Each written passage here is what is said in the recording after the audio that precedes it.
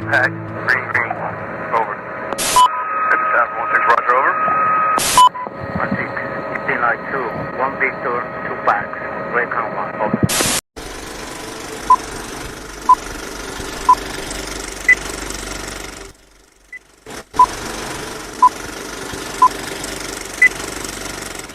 Welcome to Pick 1, a mental exercise brought to you by 9-Hole Reviews. In each Pick 1 episode, we deliberately ask you to choose between two options with opposing weapon systems and give you a scenario to mentally put yourself into the Gaza Strip. Scenarios. Now to start this week's Pick 1 exercise, this is a recap from our previously published scenario brief.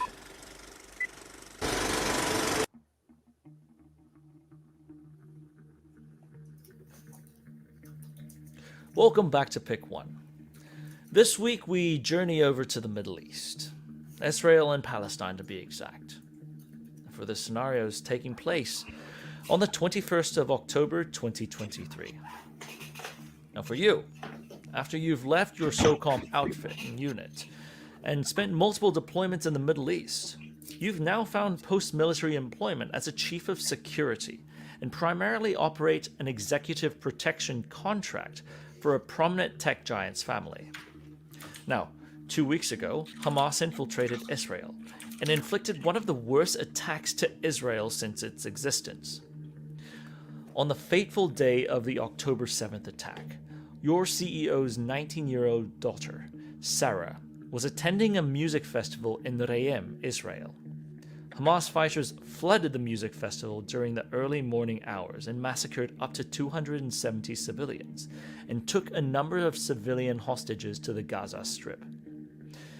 Initial proof of life emerged that Sarah is being held in an unknown location in Gaza during the first days of the abduction, and you have temporarily relocated to a safe house south of Tel Aviv to start to work with local assets to locate Sarah. However, you don't have any IDF authorization to operate in an armed security operation, so you have been limited to intelligence gathering and preparing for negotiations. Israeli Air Force bombings and power outages have made it extremely difficult to keep in touch with your freelancers and undercover security contractors on ground as well. However, you've just received two credible proofs of life, a very probable indication that Sarah is being held in an underground location in the northern part of the Gaza Strip. She is suspected to be held in a partial tunnel network under an abandoned school. Now, intelligence suggests that the Palestinian insurgents have been busy moving casualties, ammunition, and weapons to an alternate location, since the network that Sarah is being held in has been partially damaged by IDF JDAMs. Your security element in Gaza agrees that you currently have a rough 48-hour window, as the insurgent strength in Sarah's location has decreased about 70% in order to move supplies and set up their alternate location. Now, your primary mission here is to extract Sarah from her current location, as insurgent security is lowered. Now, your secondary mission is to exfiltrate your undercover contractors from the budding war zone. Your 3 security contractors in Gaza will rendezvous with you for a hasty extraction of Sarah as a part of their exfiltration as well. This plan calls for a covert infiltration into Gaza. Remember, you don't have the authorization from the IDF for an armed extraction, so you must travel undercover to an olive grove near Erez to meet a ranking IDF officer who will ferry you through checkpoint Erez as an NGO representative. Now, once you cross into Gaza, you're going to meet your on-ground team at Izbat Beit Hanun to penetrate through 250 meters worth of security tunnel networks to Sarah's location and breach to extract her. Upon extraction, you will meet a smuggler on the shore side to penetrate the IDF's sea blockade for safe transport to Cyprus and safe passage home through the local US Embassy. Now, this, needless to say, is an extremely high-risk security operation. That said, your employer has prepared $7.4 million worth of a payout for you and your team to distribute upon mission success. And since you are relying on bribes and covert action in this mission, any weapons you select must be concealable. And so, as you prepare to leave your safe house, you grab a civilian bag and start packing your weapon. Option number 1. You have a P90, outfitted with a light and laser and red dot. Option number 2. You have an MP5K. Now, your MP5K, of course, you can also outfit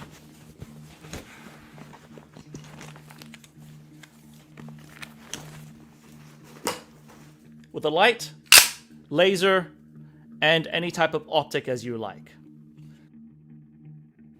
All weapon systems in this scenario are fully automatic, equipped with lights, lasers, red dots, and suppressors as needed. Now for this scenario, you may carry as much ammunition as you can manage. And you also have access to a PVS-14 night vision unit, 2 flashbangs, and 1 smoke grenade. Now, since body armor is considered a norm for NGOs in this region, wearing body armor should not raise any suspicion. Your undercover security contractors in Gaza, currently, however, are only armed with pistols. But who knows what you can find in tunnels, as long as you make sure that they are not booby-trapped. Now, for this scenario, we've got Ashley, a US Army infantry officer turned simulations officer, who will join us for the discussion. Now, Ashley was our subject matter expert for the podcast episode that we did on subterranean warfare, and she herself has multiple publications on the topic of subterranean military operations. Now, as you evaluate which one is your primary weapon, keep in mind the overall weight, the size that you can travel undercover with, and remember you still need to covertly pack food, water, cash, comms, and more ammunition. Think of the terrain and the characteristics of fighting from the streets to the tunnels, in case trouble does touch off. Now we look forward to hearing from you guys. Is it going to be the P90, or will it be the MP5K PDW? I don't know. But don't forget to leave your comment in the comment section of this video. That's how we find interesting talking points to discuss in a live stream.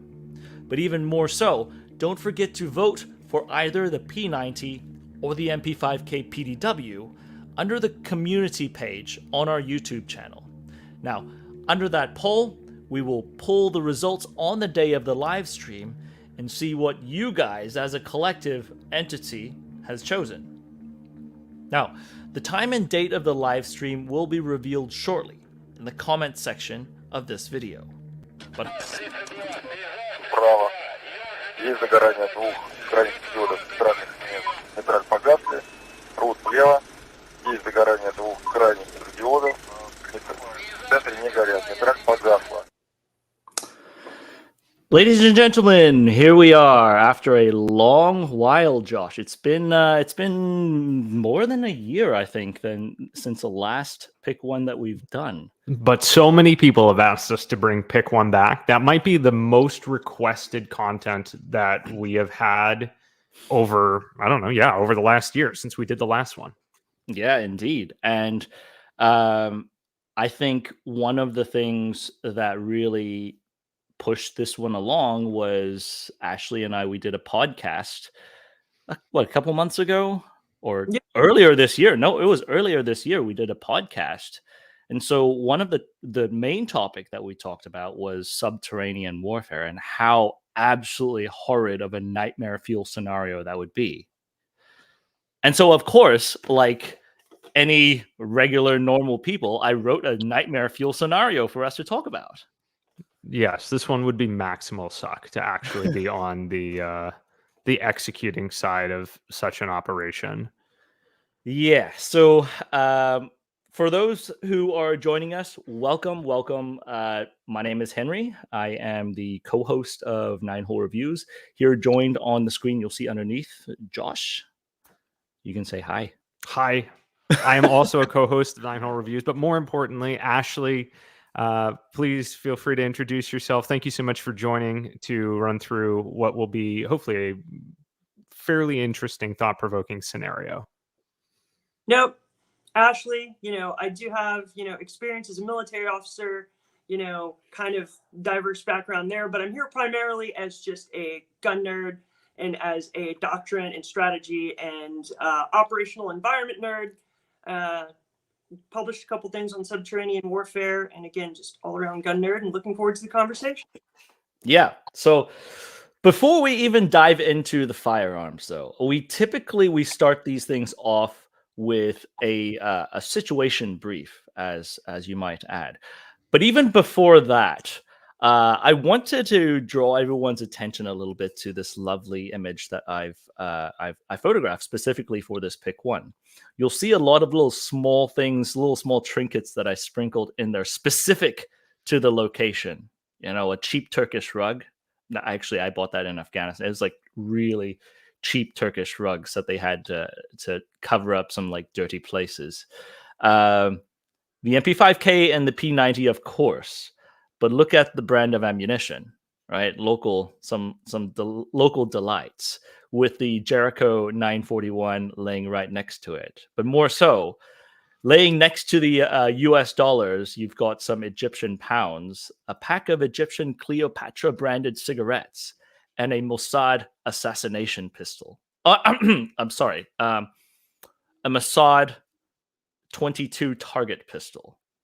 And then behind it, we'll get into this later on in this debrief, you'll see that there are some boxes of 5.7 ammunition, of which 2 of those are Fiocchi subsonic branded ammunition. I didn't want to really drag it out too much, but I even had to do a shorts on that because so many people were saying that there's no subsonic 5.7s. However, we're getting a little too far into the weeds. Let's talk about the situation. And the situation right here is dire, my friends. So, talking about where we were, we'll go through talking about the mission, some key players that we have, the terrain that we're dealing with, any troops that we have on hand that we could work with, time considerations, time hacks that we need to fill, and civilian considerations to close that one out. So our primary mission that we're looking for, of course, is to extract Sarah from her current location, bring her to the seaboard for exfil into Cyprus. Secondarily, and kind of how it kind of plays into the entire scenario, you've got 3 undercover contractors that are actually stuck within the borders of Gaza. And you're trying to also exfil them. And during this operation, you're kind of knocking out 2 birds with 1 stone. This is our primary subject, Sarah Cohen, 19 years old. Young lady was attending a concert and was abducted into Gaza. Now, on-ground intel has shown a very probable location that we'll talk about the abandoned school in a bit. But this is your primary mission, primary subject for your primary mission. This is just to orient everybody to the location, and I need to snap out of the military style briefing. But you can see where Israel is, right northeast of the Sinai Peninsula. And then you've got Lebanon on top and Jordan to the east. The western seaboard, you'll see, is a corridor to go over to Cyprus, which is to the northwest of Israel itself. Primarily, we're going to be working near Gaza. You can see that is towards the center bottom of this map. And if we get a little closer, we can look at, this is the olive grove area. This is the olive grove that we're running into in Erez, which is right on the border next to the checkpoint that we're going to infiltrate across. We're going to cross into this checkpoint, the Erez crossing point, into Gaza itself, and then traverse down to Isbat Beit Hanun to find the tunnel entrance. Now, in this location, this is where you'll meet your first contractor that you have over there, and that contractor will journey down to meet the other 2 near the tunnel entrance in Isbat Beit Hanun. And unfortunately, this is the only way to go into the objective location, which is an abandoned schoolhouse. And so we'll get into the key players for a little bit. Key players are not helping you whatsoever on either side. On the left two images, you'll see some Hamas fighters, the Palestinian contingency. And on the right side, you'll see you've got the IDF. So obviously, Sarah is being held in Hamas-controlled territory. And if money were to release her, money would have already released her. That is not going to happen to just use money to release her.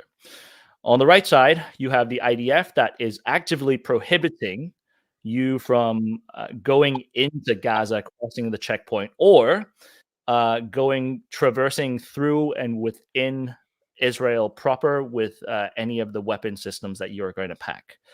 That is the reason why you have to go through all of this with some form of concealment. Otherwise, a better option, obviously, is going to be using something with a little bit more oomph behind it. So, the terrain, what are we looking at? We're looking at actually a fairly diverse terrain. Outside in Israel, where we're meeting our contact, the Israeli colonel, is near an olive grove. And near the olive grove, it's going to be largely an arid, open field. You can see on the top right, that is actually on the Palestinian. That's not actually, it looks like an olive grove on the Palestinian side. But that is the wall that separates Israel and Palestine. On the left side, you'll see checkpoint Erez. So those are going to be heightened security areas. So expect a very high security, especially during this time frame after the October 7th attacks, before the Israelis are conducting any ground operations. The checkpoints are going to be the major choke points that deny any access in or out of Gaza. On the bottom right, you'll see an image of what Gaza looks like up until this point on October 21st. Highly dense location. Some places have unfortunately been lower densitied by the Israeli, the IDF Air Force. So you're going to see a lot of rubble. You're going to see typically buildings under 15 stories tall, typically around the 5 to 8 story tall buildings. Lots of concrete, lots of buildup, but city planning is not a priority. Part of the terrain is also going to be a network of subterranean tunnels, which is a main consideration, a main problem that we're trying to tackle right now. These tunnels could span for hundreds and hundreds of meters going in.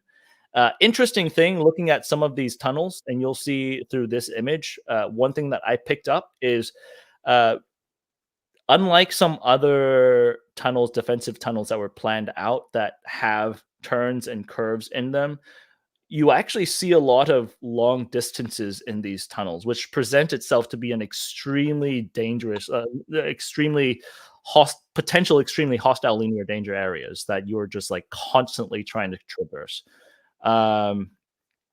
Cover is a rarity in some parts of these tunnels. So maneuverability and speed is going to be your friend.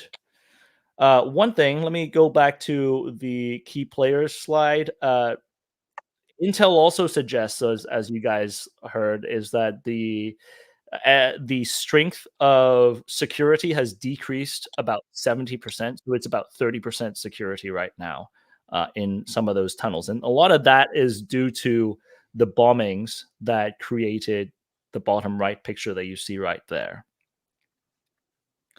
And so you can see this is the rough layout of the tunnel according to your intelligence support reports, and those are directly given you by your separately given to you by the 3 contractors that are on ground through sat phone. And since they are going into these tunnels with you, you would presume that these reports are as accurate as they could figure out.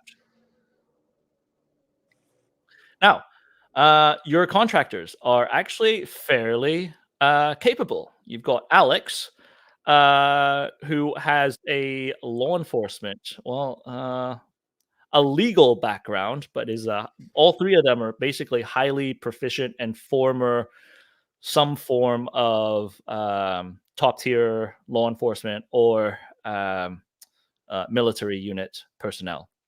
However, all three of them are armed with only pistols. Time considerations, you are looking at 48 hours. So it's not a lot of time to dilly-dally and hang out.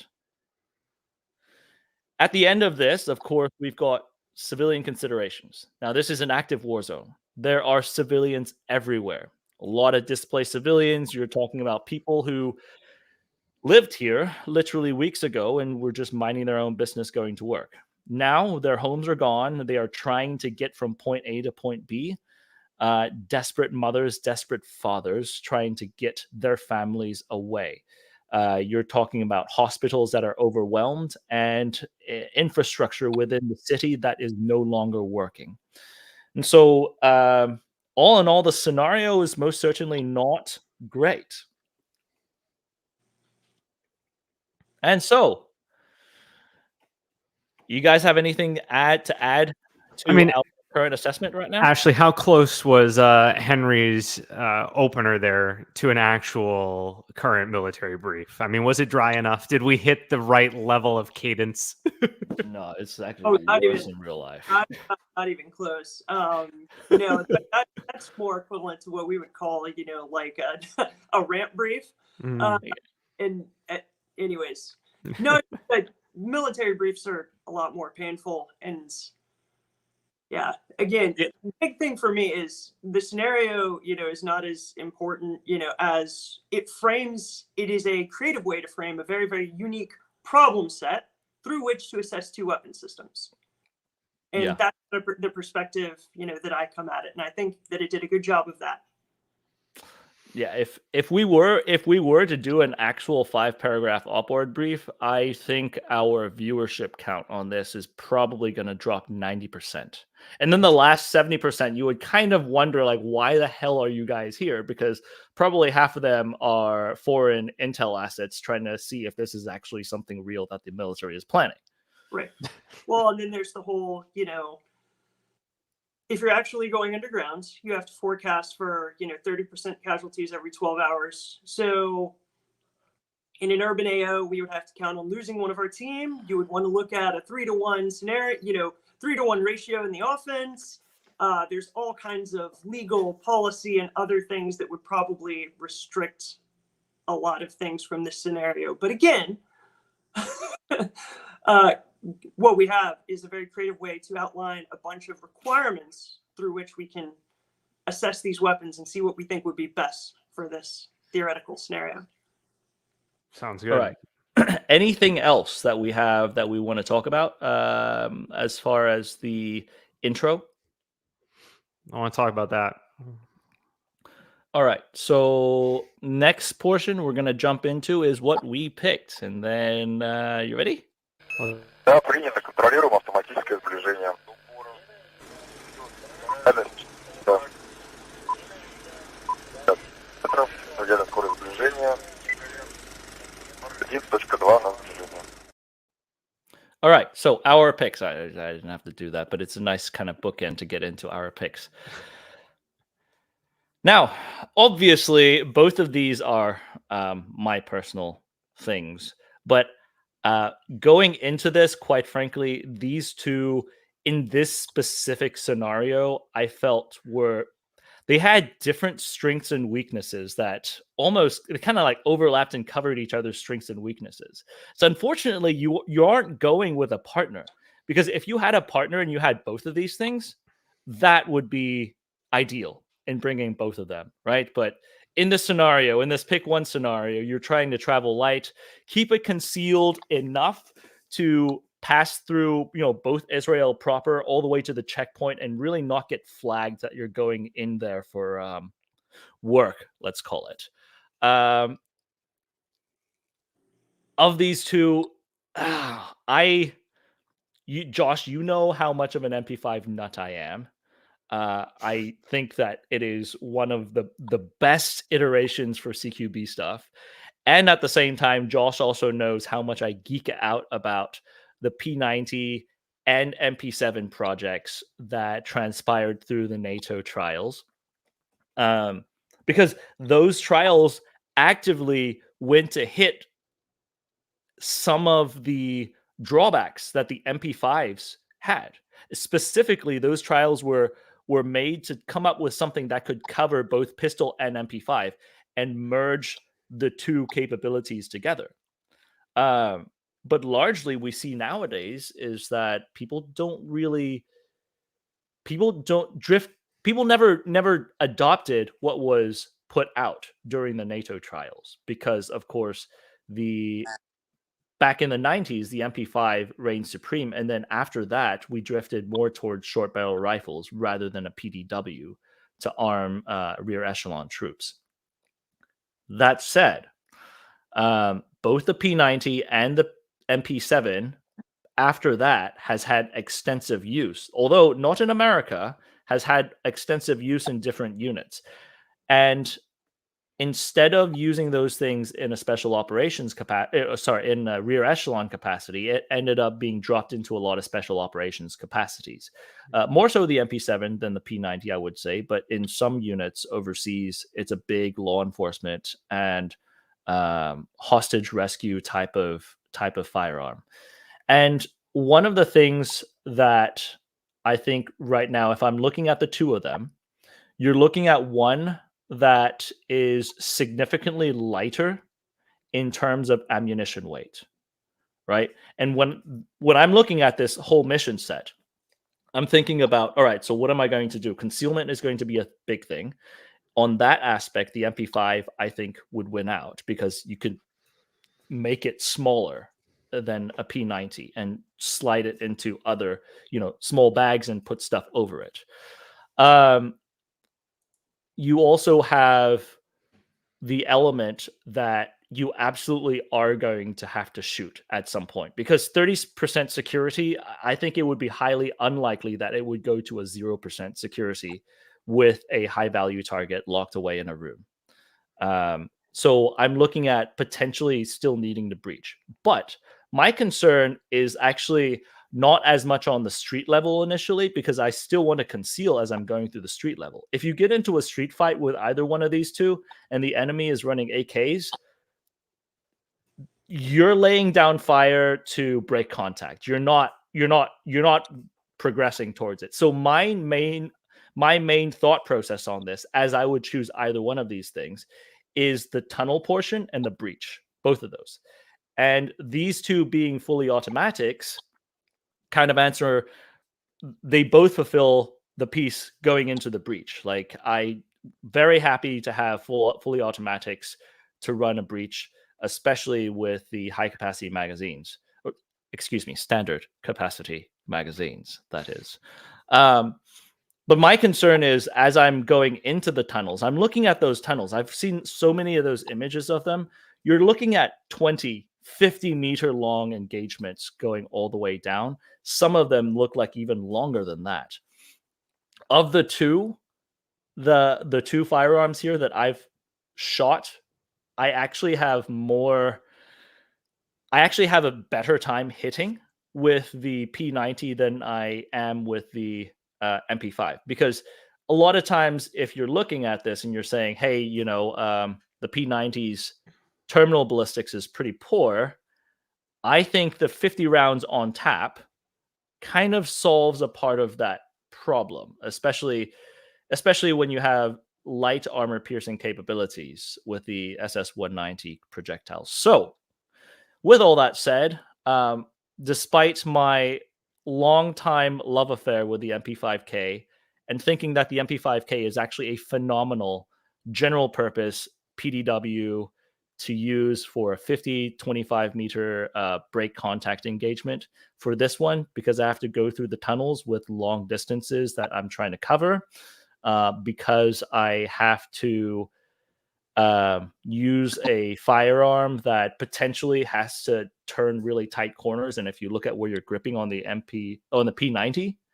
it's actually shorter than if you press a pistol out, you're actually covering more ground in front of you to peek around corners. The P90 is actually tighter because your hand is right here. It's literally right in front of your face how far you can go. I think for this instance, I would pick the P90 for a focus on good enough for concealment in a bag, and I could cover a lot of the grounds there. Now, one thing I think that people talked about the P90 versus MP5, I think people talked about the magazines. Yeah, the P90 magazines are really long and pretty awkward to carry, quite frankly. You don't really have a lot of tac vests that could carry that.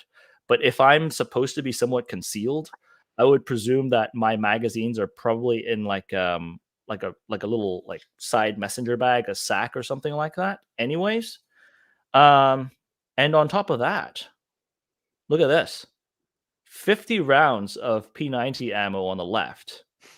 And this is in grams, by the way, because, it's easier for people to understand that there was one number bigger and one number smaller.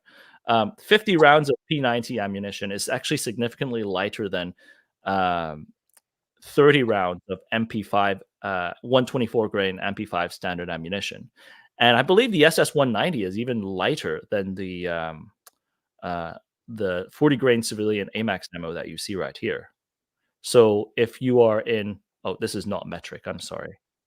That should be imperial up there.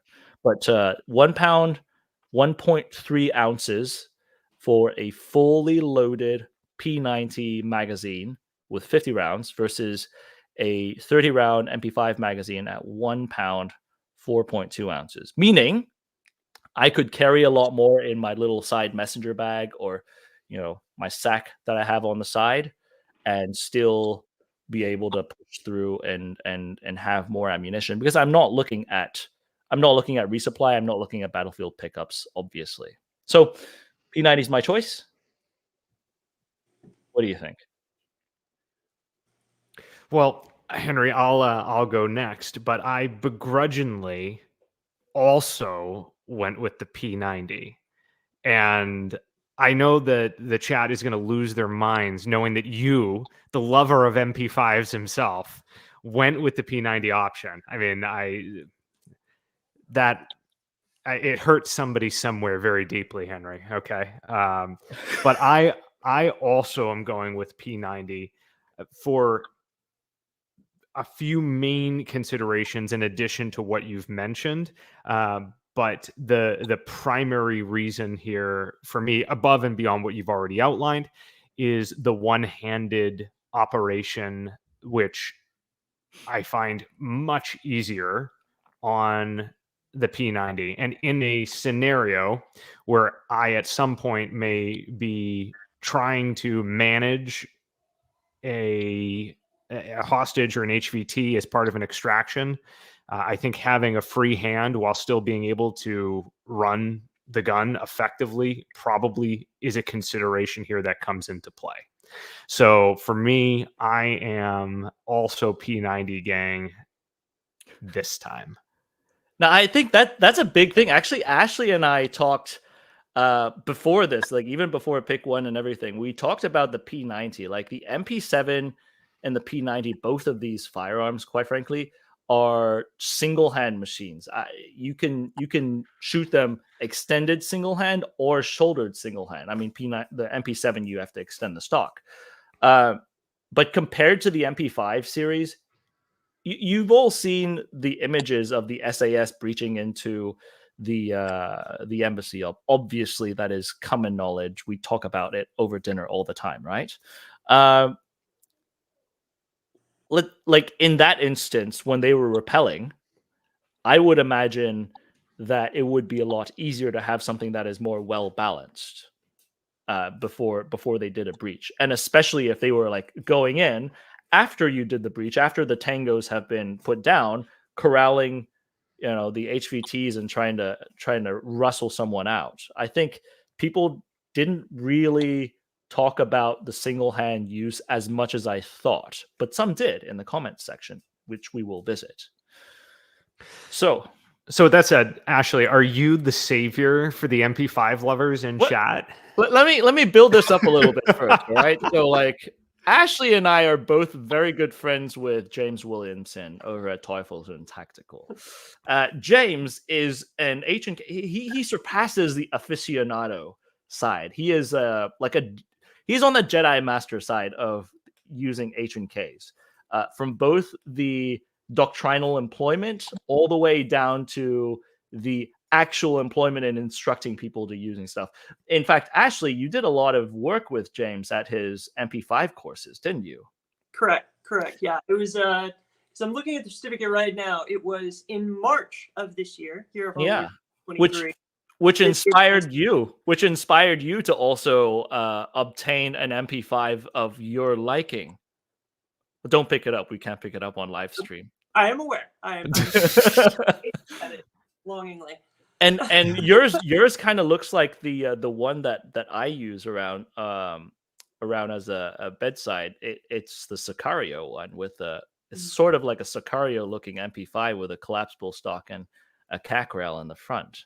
So Ashley is a huge MP5 fan, I would surmise, right? Yes. But anyways, like, sorry, I wanted to put that together, just because I know people may not know Ashley from the MP5 side. On her social media side, it's like full of AR-180s, Bren guns, and AKs. So there's that. So, I think it was Josh mentioned that Henry was going to hurt a lot of people's feelings by turning on the MP5 for the P90. It's not turning on the MP5. Stop calling it that. I love them both. So it hurt my feelings. And then it doubly hurt my feelings because I have to reference, one of me and Henry's favorite operators, our boy Sam, and say, so the only proper response when asked about your weapons preference is it's toolbox. You put the tools in for the job. And for those who don't know that's from Ronin. Sam was Robert De Niro's character. Anyways, yes. So I love the MP5, and I love the MP5K. I love the MP5 in all of its forms. For this scenario specifically, I would choose the P90 because I do believe, and I'm going to make it very quick because the major points Henry and Josh already hit. But I do believe for this discrete scenario, it is the right tool for the job. For any other scenario, I would choose the MP5K or another MP5 variant over the P90. But it's the collapsed tunnel, the ability to operate one-handed, because it's not just a tunnel, it's a collapsed tunnel. Operating in confined spaces, it's not only can you shoot the gun one-handed, it's the profile, and it's also how collapse is how compact is the manual of arms. With the P90, everything you need to operate is right here. You don't have to have same hand movements. And then again, in a close quarters, scenario, the more rounds you have in your magazine, just that number by itself, not only the weight, but that number is important because that gives you some flexibility and some options when you're facing opponents that will more than likely be using 30 rounds. So when fractions of a second and all those factors are magnified in a very, very tight confined space, those extra rounds are insanely important. So everybody has picked P90 here. Now, before chat loses its mind, there is still an opportunity. Okay. Mm-hmm. There may be a let's just call it a surprise guest or two that might have something to say about this. But before we get to that, Ashley, just a few quick questions for me. Within the scope of your experience with the subterranean zone, I suppose, if you'd call it that, what type of considerations are there surrounding super and subsonic within such a tight enclosed space? And I come from the perspective of, the most that I've done with respect to shooting in tight spaces is indoor ranges, which suck. And then tighter than that was inside of a vehicle, which sucked way more. And I can only sort of imagine that level of suck continues to increase as you go.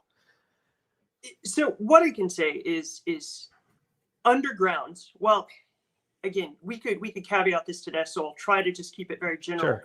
You could get into, okay, well, it's going to be how big is the tunnel, what material, is the walls made out of. Like, we're going to keep it focused. But the bottom line is, I would say, generally speaking, it's going to be comparable to shooting inside a vehicle, but I mean also with like windows closed. So the biggest Right. factor, subsonic and supersonic, is what I would say is primary is it's going to affect your ability to communicate, and it's also going to affect your security, because muzzle flashes are a thing. You're usually operating in a low visibility scenario, so if you can minimize your muzzle flash, that's going to be a good factor. Your ability to communicate as a team, because warfighting is a team sport. It's not like no John Wicks in the world, even though we are kind of talking a John Wicky scenario. But I'll keep it focused. The ability to communicate with your team is huge, and any way that you can reduce the noise, which is already going to be compounded by the confined space, is going to be a critical force multiplier. Which you can also use things like headsets, other ways to mitigate. And then the last thing is it's going to be distracting. The larger the concussion you have from the weapons, which these are short barrel PDWs, the more concussion, it's going to be kind of a distractor. And it elevates from, okay, so a gun just went off like near me. Like if you're operating in like a normal building, and you've got somebody shooting right over your shoulder, and you can kind of hear that snap and feel the little, kiss of that vapor wave on your neck. Like it kind of makes you flinch if you're not initiated and conditioned to it. It's going to be way worse. Everything just gets amplified underground. So the concussion, the vibrations you're going to feel on kind of exposed skin and, kind of in your body can be a distracting factor. And so in an already confusing scenario, you have weapons fire kicking up dust. So your visibility is probably already bad. It's getting worse. You have noises that are preventing you from effectively communicating with your team, at least verbally, hand and arm signals, ways to mitigate it, but the ability to mitigate how the actual concussion, and signature of the weapon being fired affects the team is going to be a force multiplier. That's really the main consideration when it comes to not necessarily just supersonic or subsonic or suppressed versus unsuppressed, but just the kind of reports of the weapons being fired underground. So one thing I want to sort of also bring back to Ashley, our conversation on sub-T operations.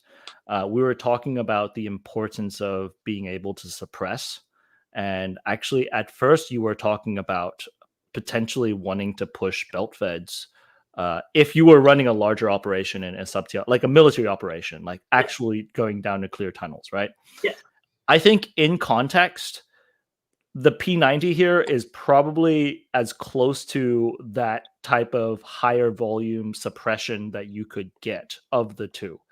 And that was actually one of my thoughts, was that especially if you suppress it, and that way it's got less effect on you and your team going in. But being able to hose, like room broom someone, ironically, room broom is the nickname for the MP5K. But if you could like room broom people to kind of keep them at bay as you're going down that 50 meter, 70 meter stretch, the more ammo you could sling down that long distance as you're making an approach, that's what I was thinking about betting on, to be honest. And then afterwards, if it comes to like popping up top and concealing, if you're made on the surface, the P90s, you're not going to have a very good time, probably. So concealment is honestly secondary. Like right now, having to go down those tunnels and having to suppress, having to push forward, having to clear a room with potentially multiple tangos with a truncated team, that leads me to the option that I can carry more ammunition and have less reloads in between.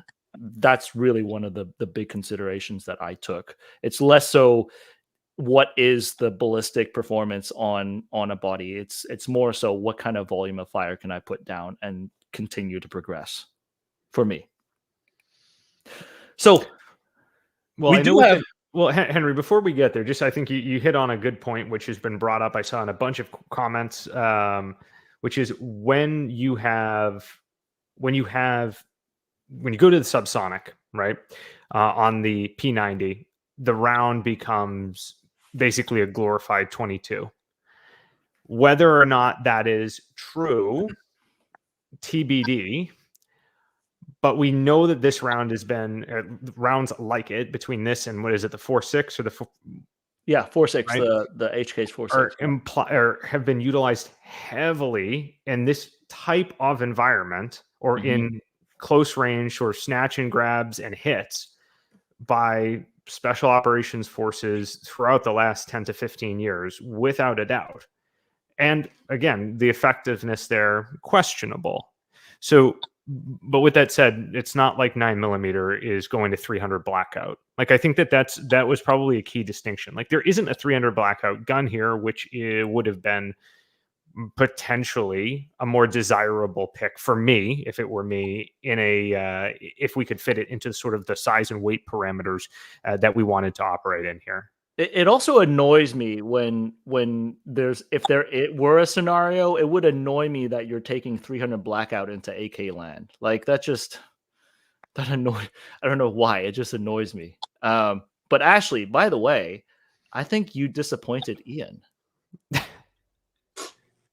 So, anyways, so we do have some guest contributions coming up from some fellow content creators that I asked them beforehand.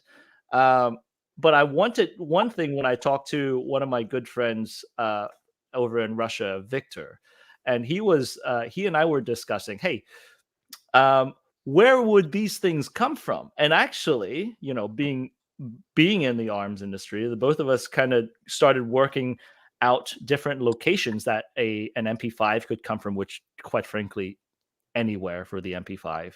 But the closest probably would be like contract guns that came from Turkey, from that region, because the MKE, obviously, both Josh, you and I have MKE MP5s. Yes. But the P90, though, it was actually used in quite a few PSDs for Middle Eastern countries. And the closest one to Israel, you would say that around 2009, there were a couple hundred units that ran loose in Libya.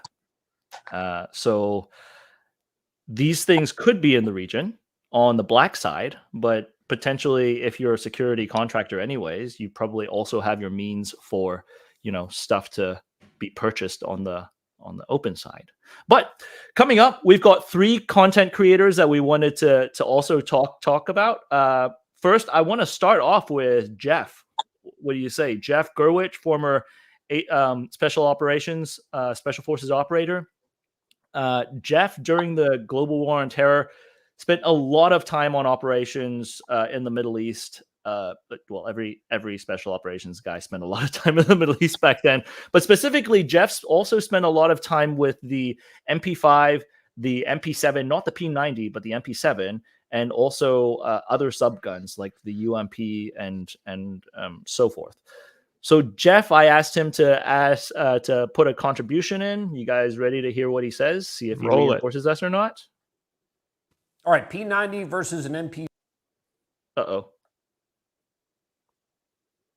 Did it stop? Yeah. Here, let me try to start it back over.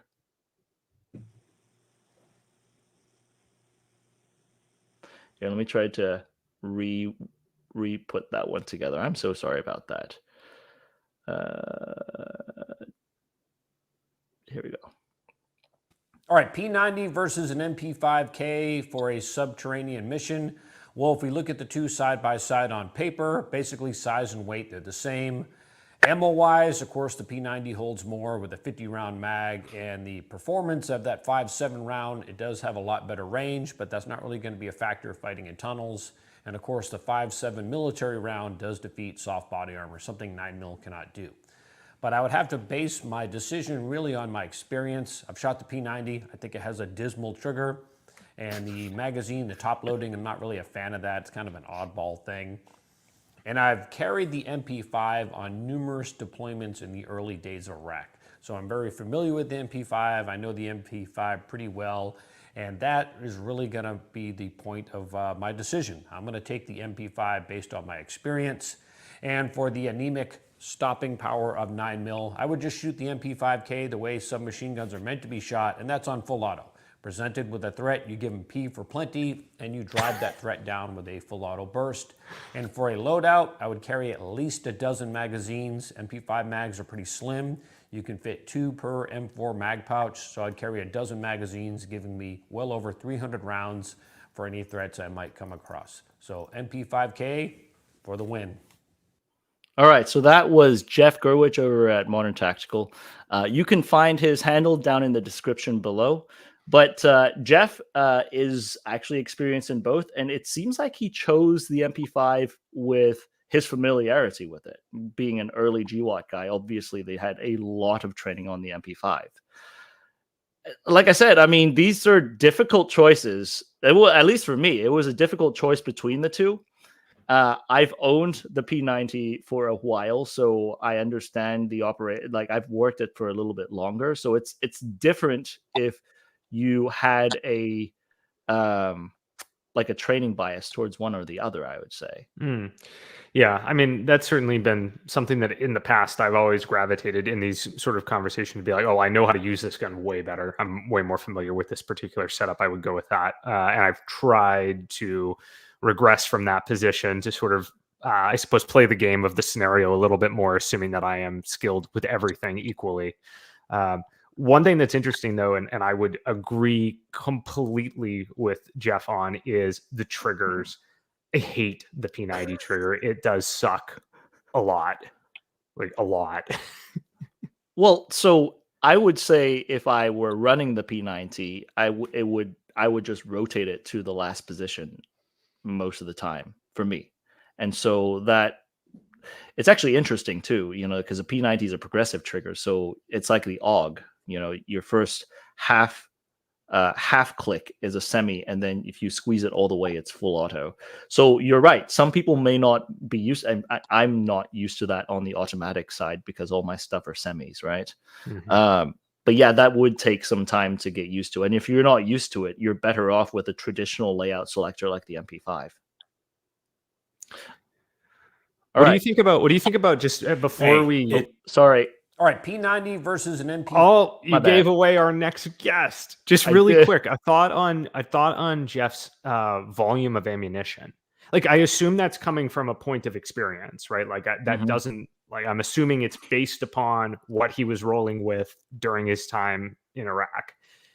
But 12 mags sounds like a crap load to try to carry into a scenario like this, or to be like lugging through a blown out tunnel. Again, maybe that's I need to go to gym more gym.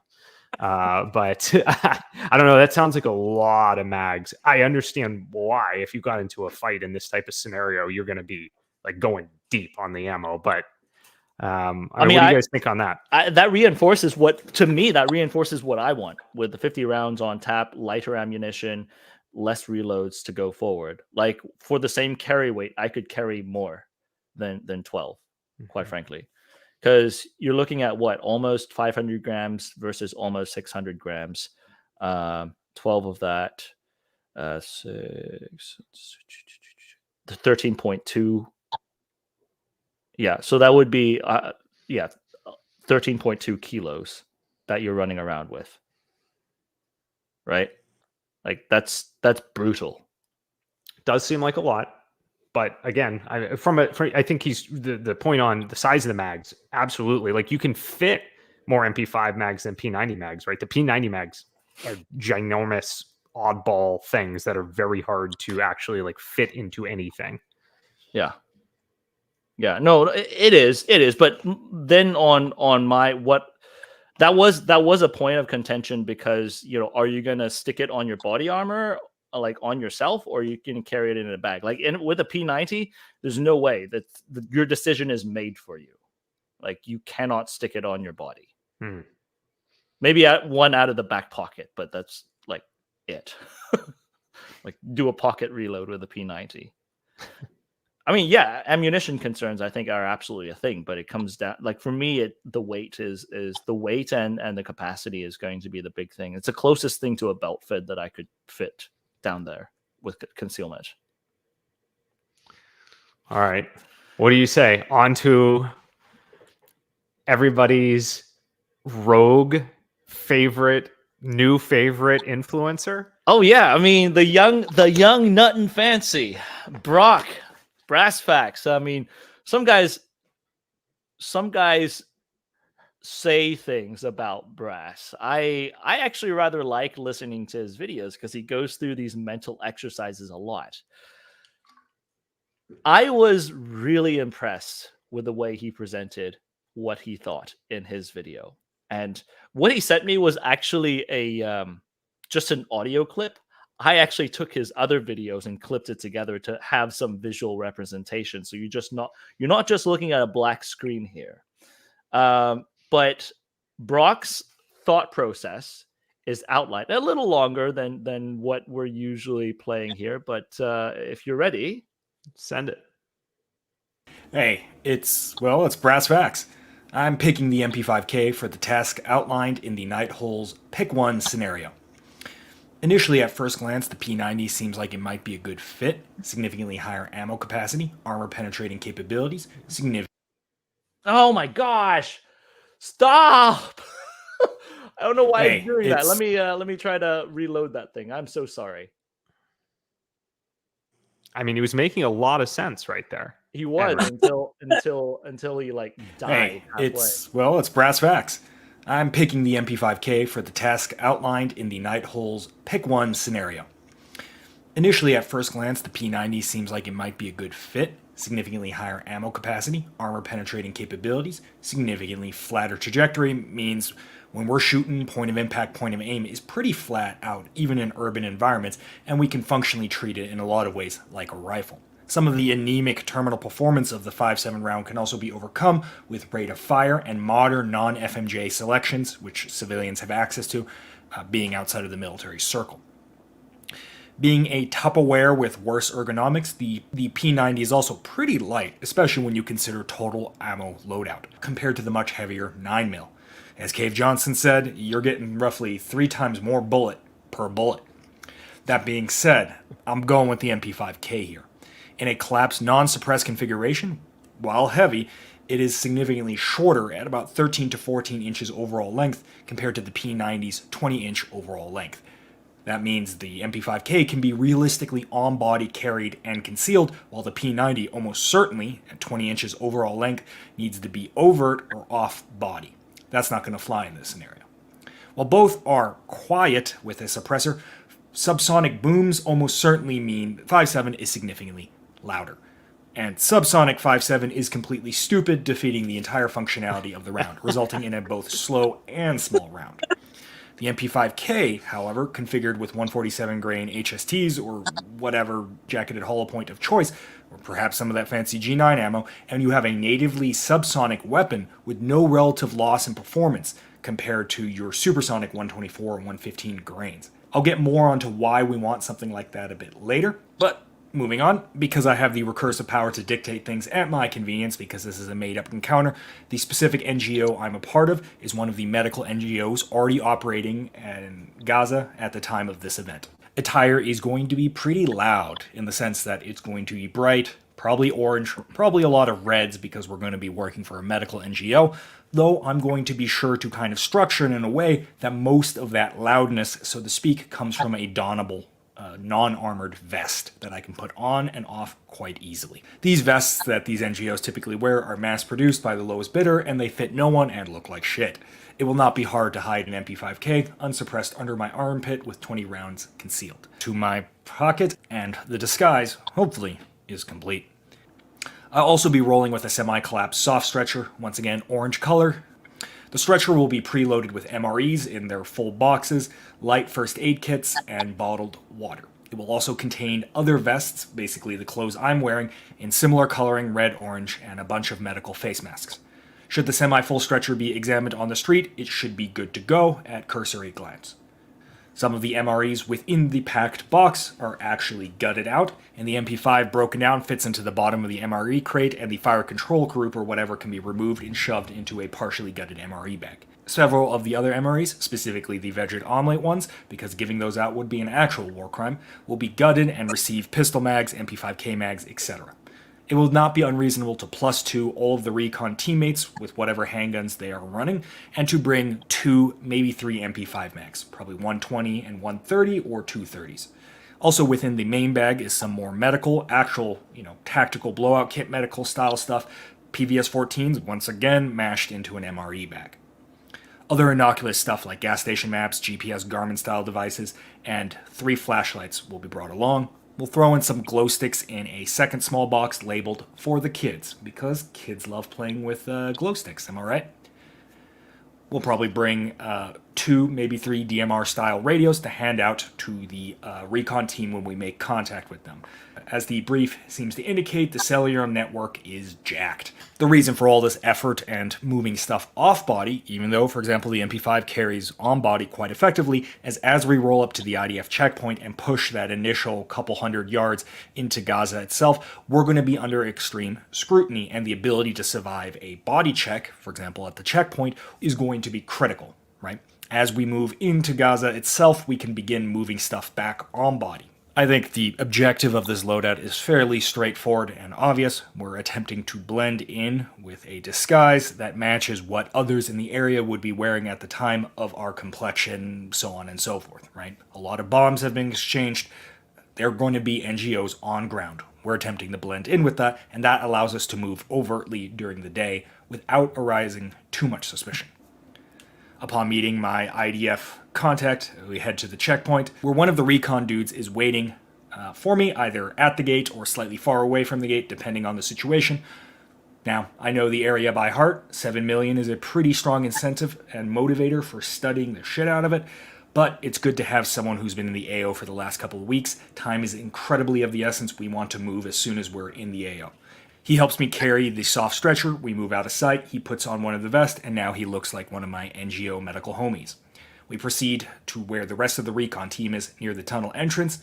At this point, as we arrive to the tunnel entrance, I'll admit I tried rule-lowering my way around this one to avoid going in the tunnel and maybe go through an alt entrance, but Henry told me in no uncertain terms, get in the tunnel, Brock. This is the only known entrance, which, fair enough. So out comes the MP5K, suppressor goes on, pistol mags get handed around, flashlights get handed around. We remove our NGO clothing, and into the tunnel we go. A saving grace is almost certainly that it is unpowered due to nearby JDAM strikes, poor infrastructure, and if there is powered, wires almost certainly lead from the outside into the tunnel at the entrance in a very unelegant fashion, instead of the tunnel pulling power directly from the grid. So, as we roll in, snip the bitch. Our advantage here is that the PVS-14 with the illuminator or weapon-mounted lamp clicked on means we have a pretty strong competitive advantage in a pitch-black tunnel if power is cut. Unfortunately, the reality of tunnel fighting means this part either mostly goes off without a hitch or we're all probably dead. So, in this universe, we didn't die. The hope is that we eventually roll up to where our VIP is being held and with minimal or no struggle are able to subdue her guards, and then we get the hell out of there.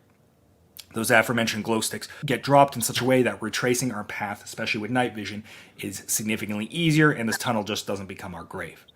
This is especially important since we may need to get out of that tunnel real fast. It's unlikely that we'll be able to fully clear the tunnel, so to speak. The stretcher, formerly our cover and carrying device, now carries our VIP. Chances are she's going to slow us down and we need to get moving. After a quick medical checkup, perhaps some water all around, and ammunition checks, perhaps we want to feed more ammunition to the MP5 and top off mags, perhaps the handguns got used in excess and those need mags topped off. Fortunately, all of our ammo is intercompatible. We exit the same way we came in because looking for an alternate entrance sounds like a terrible idea, and we begin pushing towards extract. As we exit the tunnel, we can begin jettisoning other non-vital gear into a local trash can and resume our charade of being a NGO, now with a wounded girl clearly needing to be rushed to a hospital. The fact that we are actually moving away from the IDF checkpoint further helps sell this. Our medical masks are incredibly useful here to avoid anyone recognizing us, the stress on our face, but also for people stopping us to not recognize her. As we near within a block or two of our evac point, we can consider laying low, waiting for the night, eat some beef enchilada MREs, and then when night hits, jettison all of our bright NGO gear, push the last 500 to 1,000 feet to the water extract point, and get the hell out of here. Now, certainly there are things throughout this magical escapade that might mess our day up. For example, if we're stopped before we reach the tunnel entrance and we get an escort, so to speak, or heavy attention, whatever, we hand out the MREs and RTB, mission abort. We're on razor-thin margins here, and we're going to do more harm than good if our cover is blown before we even get there. Alternative, entrance has 1 to 2 guards. This may also realistically constitute a mission abort, but if locals are not present and it's deemed acceptable, suppressed MP5K here does a trick. More on that in a second. Alternative version is there are civilians close to the tunnel entrance, and we don't want to be seen going into said tunnel entrance. Here we deploy the MREs in water bottles, team breaks into 2, entry team stays nearby, other half distributes MREs out of visual range, water and such, in a comical hope to pull people away from the entrance of the tunnel. Hopefully they like MREs. Should we pick up a tail in the tunnel, which honestly we should probably assume, or perhaps on the street, moving towards a local JDAM strike site could be a good way to lay low for the required amount of time. Remember, the people in the tunnel just know that a bunch of dudes came in, started guns blazing, and then left. Us, now back in our NGO clothing, can go head over to one of these JDAM sites, clear rubble, work with the other local NGOs, our co-workers, and generally begin to blend in, and lay low till it becomes dark and we can push towards the extract point. It's worth noting, the majority use case of our weapons that we bring here is in that tunnel specifically, where frankly the MP5K and P90 have comparable performance. But in the event of above street usage, the MP5K offers a significantly more signature reduction. 5.7 will almost always carry a loud sonic boom on discharge. The 9mm 147 grains will not, meaning in certain situations that may be mission fail scenarios could be salvaged with a suppressed 9mm. For example, we pick up an escort now after leaving the tunnel from the local militia or military force that want to keep an eye out on us but don't quite understand what has happened yet. We can detour through a back alley, pew pew, no more escort. With an MP5K, subs can reasonably only be recognized at about 50 to 100 yards or so, and if you're indoors, masked behind buildings, whatever, to the nearest onlooker, it might even be further reduced from that. I think there is some temptation to prep for a fight and perhaps pick up indigenous weapons when we're in the tunnel, like a nice AK-74U or whatever, but the reality is the strategy here should be to avoid the fight in the first place instead of prepping a thunder run halfway across the city. Especially since we may win that first fight, but due to our configuration, we're probably going to lose the second one. Sort of Black Hawk Down-esque, where, yeah, we neutralized a certain amount of target, but now we have the whole city collapsing on our position. The MP5 gives us the option, in certain scenarios, to avoid that from occurring. Now, y'all didn't think that you were going to get a Brass Facts video within the pick one, did you? And boom, there it is. It was good. It was good, though. I mean, I loved his. Yeah, that was fun. That was very detailed breakdown of everything.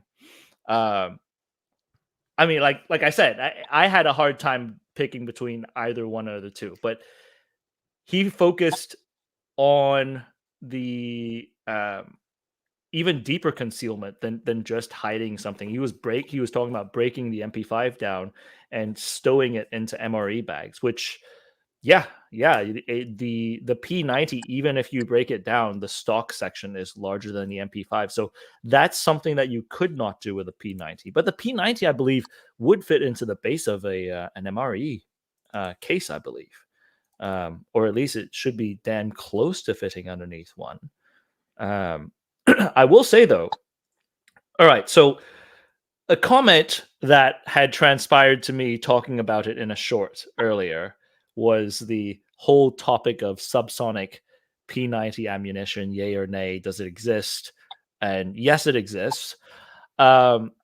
Interesting, funny thing is, what's his name? My friend Matt over at Buffman. He does a lot of ballistics reviews. He's a big, I mean, given he's biased, he loves the 5.7 cartridge. When he tested the white tips, he said that the white tips were also penetrating level 3A armor and also penetrating helmets, the subsonics in 5.7. But more so, I would say, if you've ever shot subsonic 5.7s, people are like, oh, that's practically a 22 LR. Have you shot a subsonic 22 LR through a suppressor before? It's incredibly quiet. Yes. So even like your MP5 suppressed is quiet, but suppressed 22 takes that to a whole new level. That's definitely true. Yes, I agree.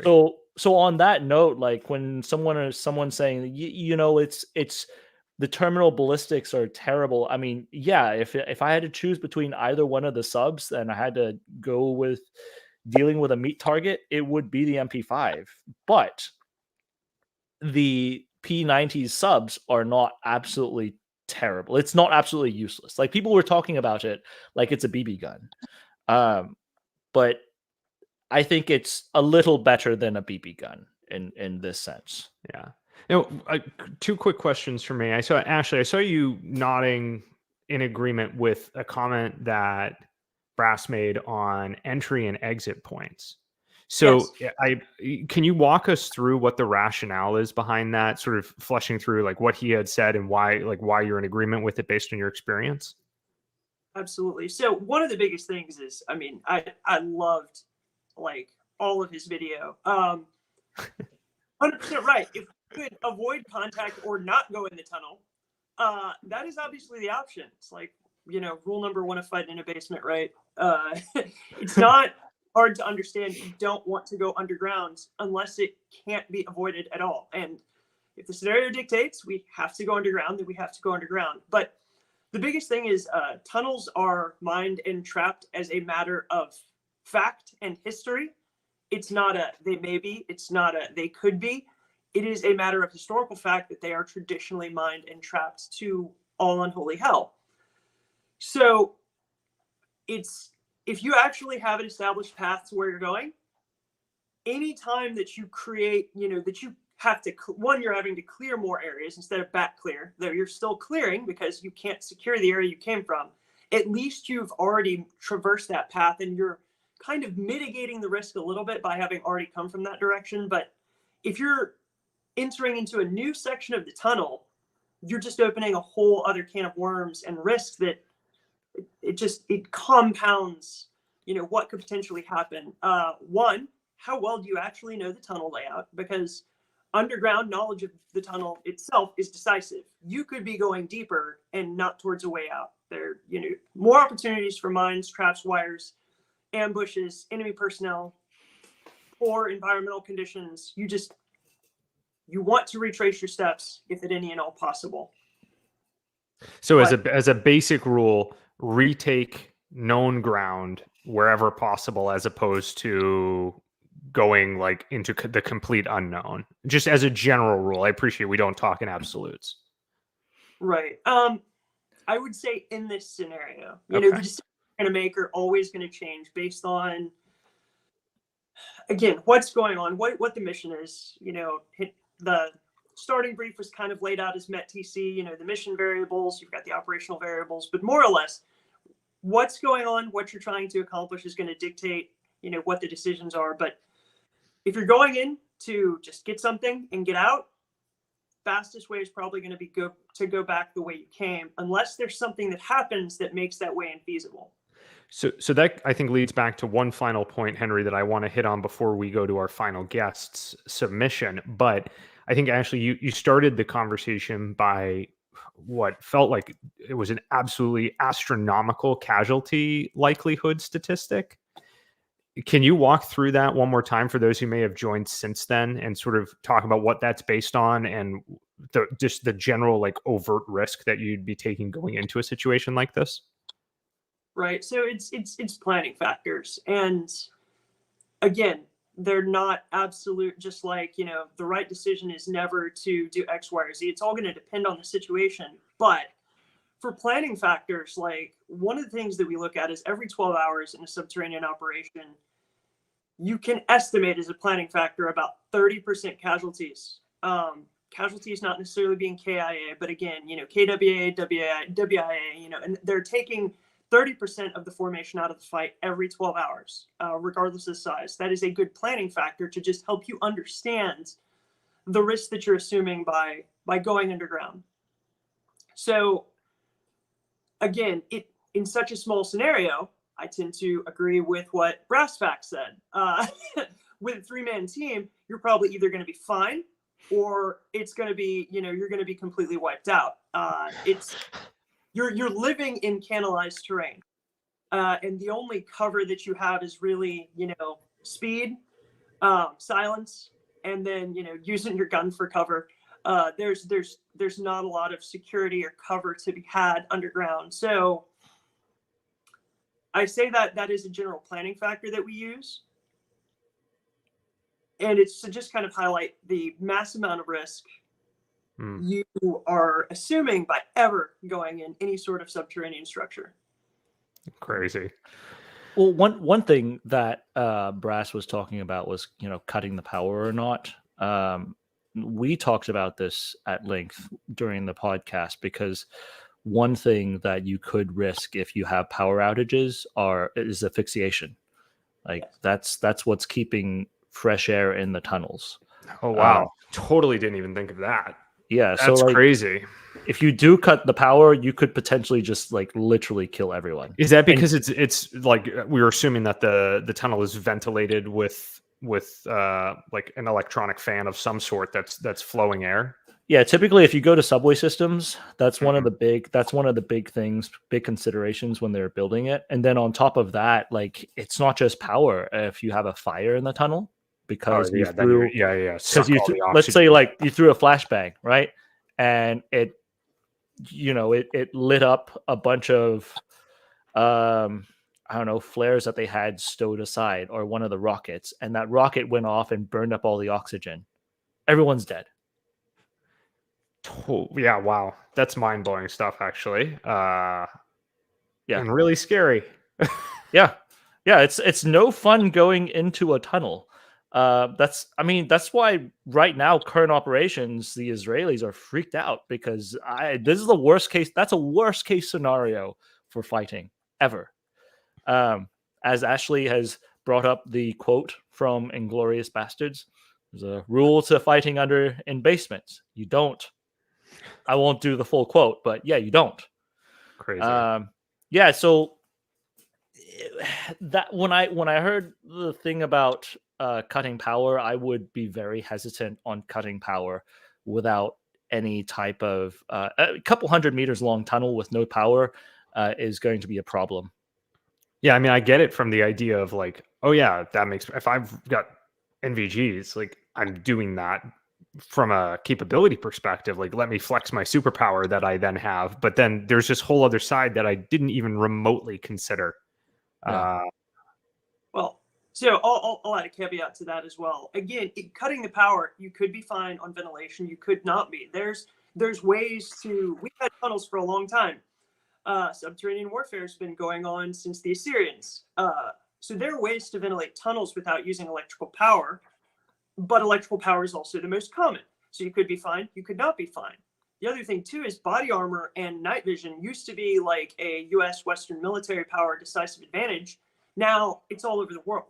Everybody has body armor and night vision capabilities. So if you cut the power to the tunnel, and it goes from a illuminated environment to a not low illumination, but zero illumination. So, right. And night vision operates by amplifying that passively amplifying the light. So you have to run the illuminators that he talked about. Well, if anybody in that tunnel has illuminators, they are going to see you coming instantly. You have lost all sense of security before you've ever made contact. So that's one of the huge risks with operating in the dark in those tunnels is the enemy has nods. You're forced to use illuminators if you want to use night vision like PVS-14. Because there's no natural light or any other type of light to amplify. Well, the thing is, they don't even need night vision because a lot of these tunnels, they have surveillance systems that pick up infrared light sources. Also, so are we saying then that the general consideration here is actually probably not to if we role play the scenario opposed to the pick one, right? And we go to a role play like Brassfax did. Do we say that cutting the power actually probably worse because then people know why is my power off? I'm now on alert and I might not have been on alert before. Is that an honest consideration then that that it might be right not to cut the power. Yeah, I mean, role-playing the scenario, I probably wouldn't cut the power. Cool.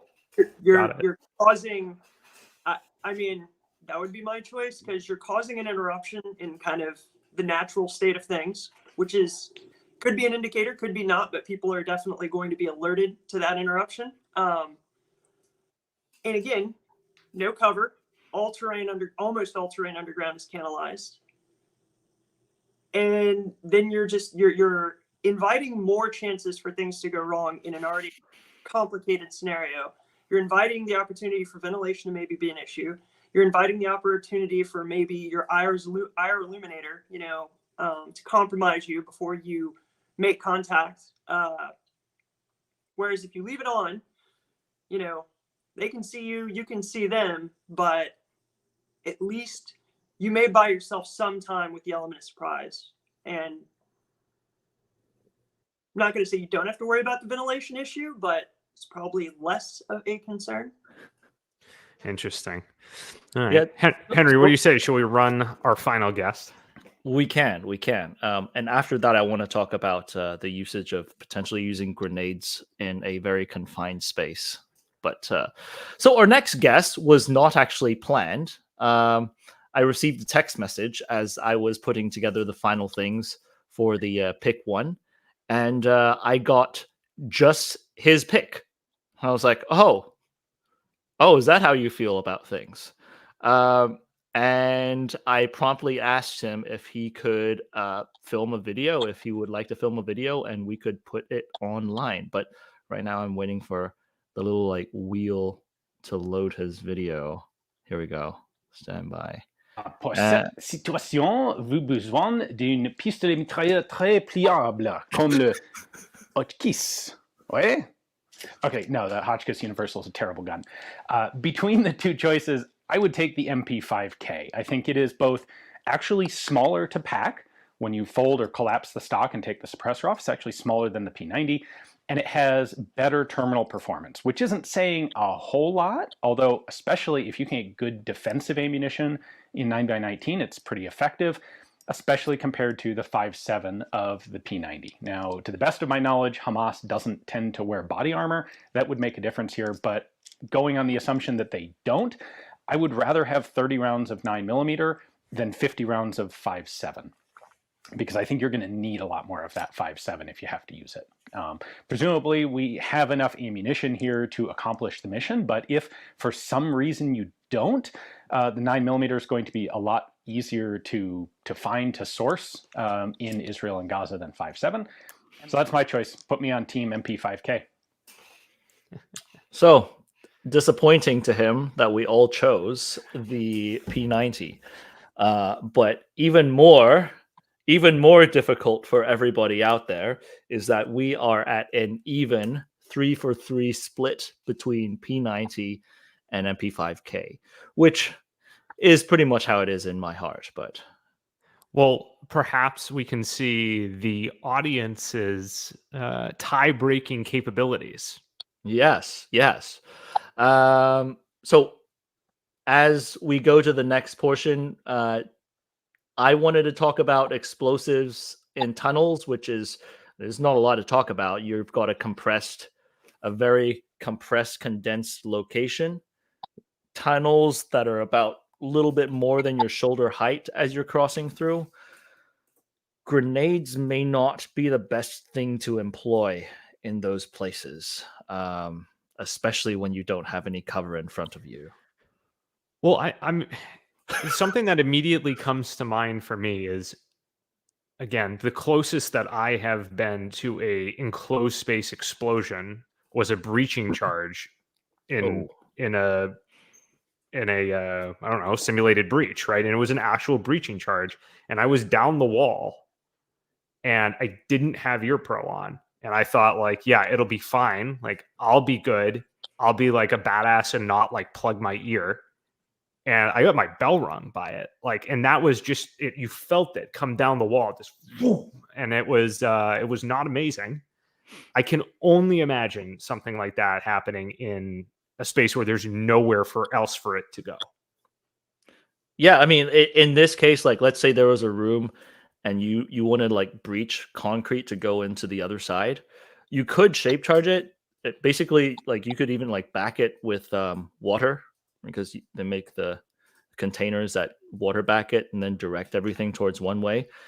But the internal compression absolutely is going to be a huge consideration when you're using any type of explosives with that. I mean, you could be like pretty far down and still feel it, and that would affect you and your team's mission readiness. So if it doesn't kill you, right? But anyways,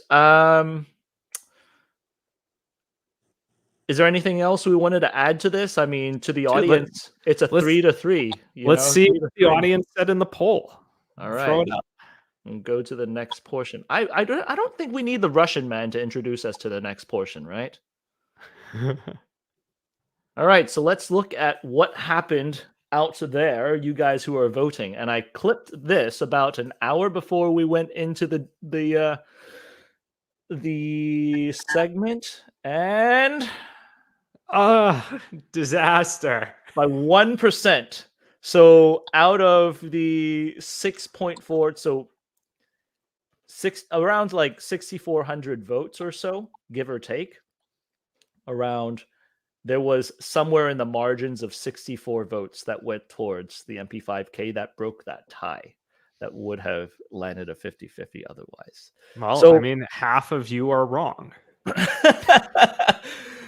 Yeah, so this is usually this for us when we run these pick one scenarios. This is actually a pretty good indication that the pick one was actually really difficult to choose between, because we're seeing a very split community or a very split thought process between everyone in the community, and even very split choices between the influencers that we talk to and us on the panel that are trying to decide this. So I was really excited seeing 50-50 turnout, but we also clipped quite a bit of comments that came out from the comment section that we could start talking about as well.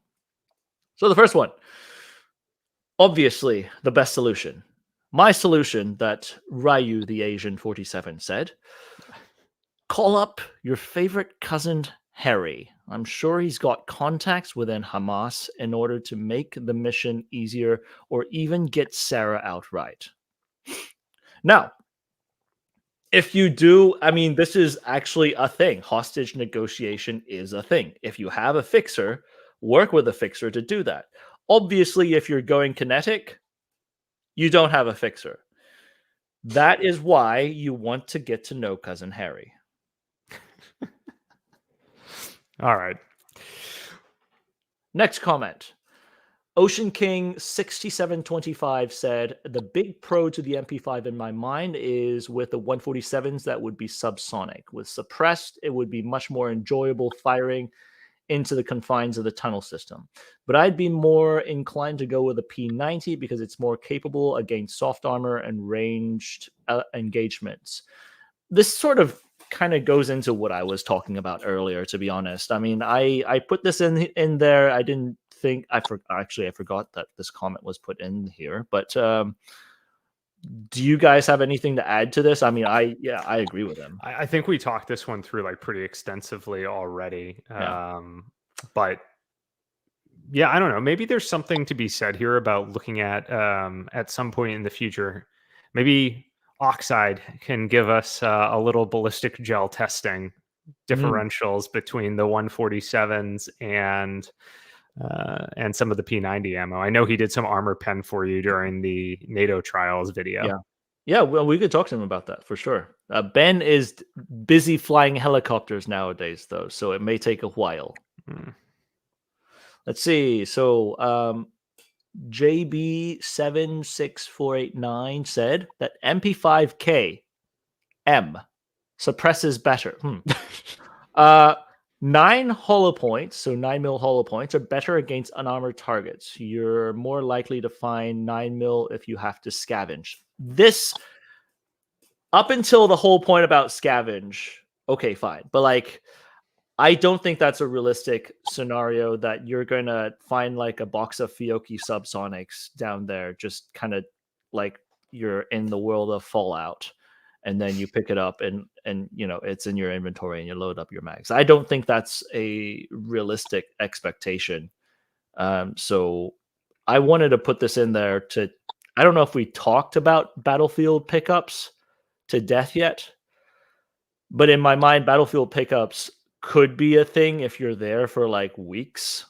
But if you're looking at like a 2-day operation or a 36-hour operation, I think that's highly unlikely. Mm-hmm. My big thing, sorry to interrupt. My big thing with the Battlefield pickup is, again, you're trying to get in and out as quickly as possible. The only way that I would consider picking up anything that I found in a tunnel, again, historical precedents for being mined, trapped, wired, you would have to take very, very careful and deliberate time to look at every single item, how it's placed, and make sure it is not trapped, and be very, very careful in touching anything in the tunnel and in my or just in the area. So in my mind, like that kind of negates Battlefield pickups for this scenario, because you're just going to want to be in and out, and you don't have the time to necessarily kind of deliberately assess everything that you find. Yeah, it's actually really interesting. There's a lot of images coming out of Ukraine on the way they booby trap things, putting small amounts of explosives in lighters to blow people's fingers off, AK magazines that have rounds on the top to where when you shoot some of them, it just explodes when the follower goes up. Really, really clever on the way some of these booby traps are placed, and it goes beyond just is it wired, is it placed on a pressure. It goes well beyond that. But that being said, typically these things manifest themselves like a couple months down the road after a war has been broken out, rather than like the first few days of a war. But that said, it's still not a risk that I would take myself, and it's unrealistic. So would we go as far as saying this idea of like the Battlefield pickup or scavenging stuff is actually just like a complete fallacy? I mean, I think back to, I was listening to, I think it was Sean Ryan's interview with Tony Cowden. Tony is, I think he's Green Beret guy. He's pretty impressive shooter now as well.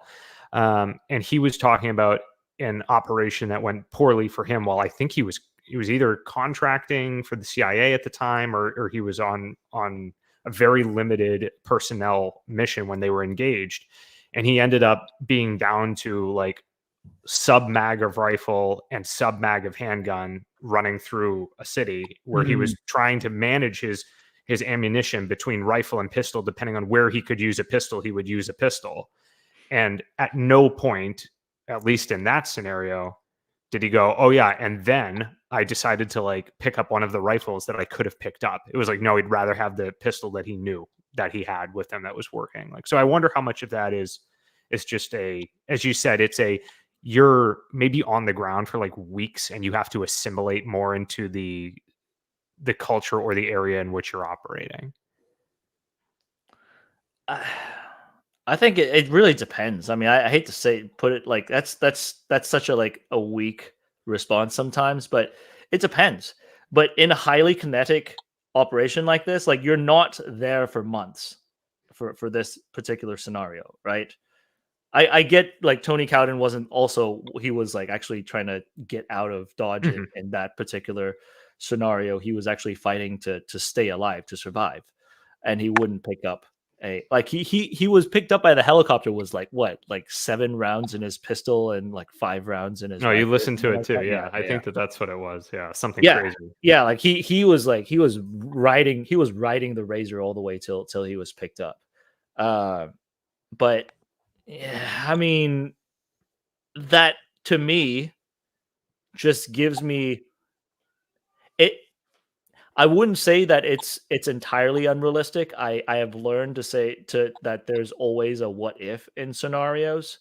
But if you have pre-mission pre-mission planning as you're stepping off, if you have one option with a firearm that takes lighter and more voluminous ammunition and one that takes less, but can potentially pick up more local stuff, you have much lower risk of using ammunition that you packed than having to deal with an unreliable resupply system.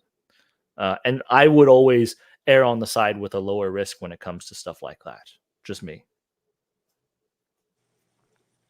Not always, but in this scenario, sorry, can't speak in absolutes, right? All right, what's next then, Henry? Let's see. So these were from the Discord, our Patreon Discord channel, and Rook was talking about a one-handed operation with the P90 can still be effective, allowing you to actively control your VIP, and with deeper mags allowing you to stay in the fight longer before reloading. And then Zwerchow would have to agree with a P90. It would be really nice to run single-handed when you have to use the other hand to interact and guide the VIP. G-Man, the only thing I'd note is shots at unknown distances will be easier with a P90 out of the tunnel. Yes, I mean that's we kind of talked through some we of hit that. on all of these, right? The one thing I will add, when we're talking about going up on the street, now people out there don't know that we've already filmed the P90 for a practical accuracy episode, but we've actually pushed the P90 on our practical accuracy course. It will reach a longer distance than most people will think. However, when it did reach at any distance, those plates were not moving. Like, that was one of the most difficult firearms to spot any type of movement. Like, we had to rely on hearing whether it was a hit or not for every single one of those. So it's always a give and a take. It's always a plus and a minus, right? So can you reach at longer distances? Yes. And I realize it sounds like I'm contradicting myself, but I'm looking at the tunnels, which are about 70 to, I would say, maybe 150 meters of a straight line if it exists. Within that distance, I'm very comfortable with the P90. That was my thought. I just wanted to add to the distance thing that people were talking about. And then these were also from our patron Discord. Stone Grindle, while the P90 offers subsonic ammunition options, 62 subs have little energy compared to 158 grain subs. We sort of talked about that already with two of our patrons, giving him that. Widespread adoption of questionable armor, helmets, Kevlar vests that Hamas has seen being used, and if due to the Asian origins of the armor of AP has any merit. So basically, does 5.7 AP have any merit on penetrating armor? And not sure the extra magazine depth of the P90 offsets the terminal effectiveness of 5.7. I think that's what Ian said, right? Yeah. So I am hedging on it to offset that because 5.7 does tumble when it goes into a meat target, and 5.7 AP certainly deals with armor better than 9mm. But those are my reasoning. Those are my reasons for it. Did you guys have any thoughts on that? No, I think we talked through all of these. Yeah. All right, this is a good one. And he did not know that Brass was going to come on the show, but how about a BNT MP9 for those out there? The MP9 is a TP9, but the machine pistol version, the machine pistol 9, like brass fact carrying. Machine pistol is more concealable in my opinion, and even as described, body armor isn't that commonly seen in Warzone. I mean, I think it's a valid option, the MP9, or in this case, if we're talking about local region, like a micro Uzi or something like that, is also a valid consideration. Although the Uzi is an open bolt, like an older design, still very respectable, but the micro Uzi is much harder to control than like an MP5 or an MP9, I would say. I mean, if we're venturing out there, there's a lot of different other choices. I'd say the MP9 is a good choice. The MP7 is also a good consideration if you wanted to drop into the H&K PDW side. But in this particular case, I think we constructed this to force people to think about the merits of a PDW versus a like a 9mm PDW versus a Type 1 PDW, a PDW using a specialty cartridge, and how those merits would play out in this one particular scenario. But any other options that you guys would have taken down there outside of the P90 and the MP5K PDW? Ashley, you first. I mean, again, the funny thing is my gut instinct would have been to take an MP5K. Again, I would choose it for almost all those scenarios. But then you prompt me with, okay, choose between the MP5K and the P90, which forced me to consider the P90 and start to think about it. And that mag capacity would be nice. Again, for all the reasons we already talked. That's why I did end up saying P90 for this scenario. But yeah, if I was left unbidden to say what I would take, I would have come up with the MP5K. Oh, interesting. I think for me, I think I mentioned it earlier, like 300 black comes to mind in like the Rattler package or something extremely small. The problem with the 300 blacks is most of the time we set them up in such a way where they get larger than PDW size, like very quickly. So we'd have to be extremely specific that you're taking something that's absolutely shrunk down into that actual package, which, mind you, at that point you're shooting, what's the Rattler? It's a 5-inch barrel or whatever. You are losing. You're losing quite a bit of the booty that comes with that particular round. I mean, not a ton. It's not like 5.56 out of that short of a barrel, but we're obviously, if we're shooting subs from something like that, where it's not like we're getting major terminal ballistic effect. So it's still it's not as if it's night and day, but I do think that I would end up with something like that personally. Since you brought up 300 blackout, I mean that's actually been a comment, a steady string of comments in the comment section about 300 blackouts. One interesting consideration, I thought. Have you ever seen the Desertex MDR? Mm-hmm. It's their bullpup rifle, 5.56 configuration, but they have a version. I forget what they call MDR-X, I think. They always compare it to a P90 because it's the P90's length, but it shoots 300 blackout. And so you're able to have more of a barrel on a system that's the size of a P90 that shoots 300 blackout. Interesting. In that aspect. So then with the MDR-X, you would,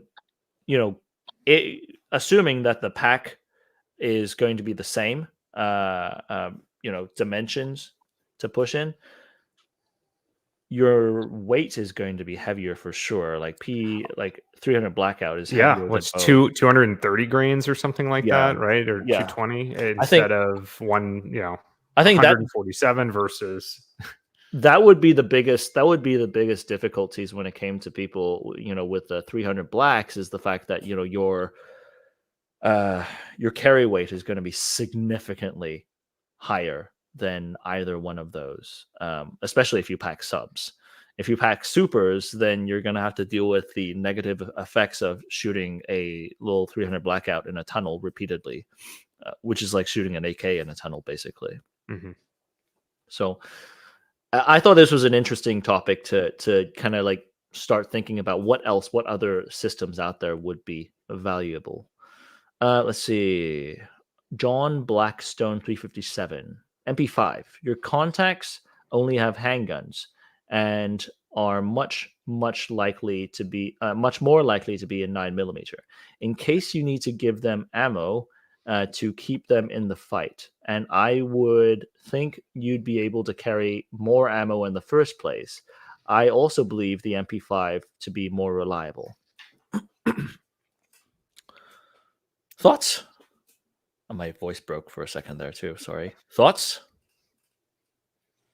I mean, I don't have enough like use experience with the P90, though I do with the MP5, to say that I would tend to agree that the MP5 is, well, I would say I know the MP5 is reliable in all conditions. For the P90 with me, just with my experience with the P90, still kind of a question mark. I think it theoretically should do it, but don't have the time on it to have an, real comment on that. So I'd say I'd give the MP5 the edge in reliability for sure. I think when you're talking about packing ammo for the team, I think it would be just as easy to throw a couple, like 2 or 3 boxes of 50 round 9mm into my bag if I really wanted to think about doing something like that. Since you're packing out with your systems anyways. Right. So if you felt like you needed to provide ammo or additional ammo for the team that you were meeting, you would just pack that ammo as a matter of fact in boxes, as opposed to trying to bring it in as part of a complete system of your gun. Yeah, instead of having to strip rounds, and I would just pack like a couple boxes for them. Mm-hmm. Or just bring loaded mags. If they're carrying, right, fair enough, right? Yeah, if they're running Glocks or they're running whatever, you just bring them loaded mags. Yeah, fair enough. Dropping back to the last topic, actually, Ian's still here. He was talking about if compactness is a major issue, what about a stock pistol like a BNT USW or a Flux Raider? I was thinking USW actually. That was one of the things that crossed my mind. Big thing is I just like a little. If I'm going USW, I would almost either pick a pistol or a subgun, but the USW definitely crossed my mind. I would say honestly to this note, if I were outfitting some of the security team down range, I think this would actually be a better option than just dropping them with a Glock, unless you need to go like low vis, and like if you knew that there was a little bit more of an opportunity for them to get into contact, but at the same time you also didn't want to like laden them with something absolutely massive. You wanted them to keep a footprint of a pistol. I mean, a USW is perfect. Like USW or a Flux Raider with a little RMR on top, far more capability than just a pistol. Agreed 100% there. All right, let's see. Easily, the MP5 for reliability. I don't trust the P90 mags when exposed to dust. Moon dust ruins P90 mags. Maybe Delrin rollers help, but in my experience, feed ramps being dusty is enough. It likely is a non-factor, but it's fun to bring up. In the tunnel, the 9mm is far less likely to ricochet. Far more likely to ricochet than 5.7. 5.7 tends to splash straight into small shrapnel, while 9mm continues as larger chunks in lead, especially with ball ammo. I mean, Ashley, how much is within the confines again of going back to your area of expertise with subterranean stuff? How much is ricochet, fragmentation, rounds skipping, and continuing down? How much is that is factored into the considerations? I mean, huge. A lot of it depends on the structure of the tunnel. Again, are you looking at concrete walls? Some people use, steel tubing for walls and then reinforce. But the bottom line is you're going to, if you're underground, you're going to be dealing with walls in very close proximity to you. So ricochets are always a consideration. I think the Navy in the 90s, they were running a lot of MP5s, and one of the considerations in using Mark 18s was the fragmentation of 5.56 versus the 9mm bouncing in bulkheads. That's one of the considerations. Like, please don't say like that's the only reason that they did that, right? But the reliability of the P90 magazines, I mean, that's a valid point because the P90 uses the rotary magazines. Now, I mean, I have not experienced anything like that. I've also not subjected my P90 mags to moon dust. So I cannot speak to that as a point of experience. But if I would also say that of the two firearms, the P90 actually has a dust cover to the ejection port. But the MP5 is I would trust the MP5's reliability regardless, though. Now, this I wanted to bring this up. I think they'd both be fine. I think that really is in my when it boils down to the core of it, that's really the vein of it. That I think they're both fine. But this, let's just hit on this really quick, just for a second. A lot of the scenario briefs around Pick One have rationalizable answers that can lead you to either option. But the whole point of the exercise is to think through that and go through the thought process. Obviously, we're looking within a very specific contextualized fictional scenario. But a lot of these things and the way that your decision making works in something like this could theoretically be extrapolated and utilized in a more, let's call it, realistic scenario for your day-to-day life. There you go. Let's see. The second part of this, this is pretty small, but let me read it. Both seem like they'd be great for the subterranean part of the mission. What sticks out the most is when Henry mentioned the possibility of having to fight out in the open streets before or after the tunnel section. In my opinion, that feels like it'd be the more concerning deciding factor, since the weakness of the PDWs will be more prominent in an open gunfight in the streets. Agreed. Not so much the case of the P90, but definitely a case of the 9mm chambered in MP5. P90 works best anti-terrorist, down air crewmen, police sort of weapon. P90 has a greater range and better armor protection, terminal ballistics at mid-range. We talked about a good portion of this. I don't like thinking of the P90 as a rifle substitute. Like, can it reach out at those distances? Yes. Do I want to be standing at 300 meters downrange from a P90? Absolutely not. But compared to a rifle, it is not even close to the performance bracket. Like, looking at its performance, it almost feels like, just looking at the plates, and this is not scientific, they look like when we're shooting 10.5, 5.56s out to, and this is with 55 grains. If we were to shoot a 55 grain out of a 10.5 inch AR-15 at a 500 or 600 yard target, the P90 looks like that at 150 and 2. Right. Yeah. So the amount of energy that you're bleeding off is significant past that, despite the fact that you could still hit. It's just like when people are showing that you can hit an 800 meter target with a 14.5 M4. You can, but terminal ballistics are also a thing, and terminal ballistics derives from velocity with the P90. So that's a consideration. I mean, I don't want to be unrealistic here. I chose a P90, but I don't want to be unrealistic with saying it's the best thing ever. It's got its downsides. That being said, an MP5's a 5-inch barreled MP5 shooting out to 200 meters is not like really good, like by any stretch. Which, Josh, does that mean that we also have to consider doing a practical accuracy episode on a sniper MP5? Well, I know that you have one with your claw mount. Ooh, we'll see. We'll see if we get to that. All right, and finally, I just wanted to show you a real-life scenario of what happens during the day when we are editing some of these things through. Ian McCollum, MP5K, will not elaborate. So this is what transpired. We started talking over the phone, and he was like, "Oh yeah, I'll record you something real quick," and there you have it. Ian got to participate. Thank you, cool. Ian.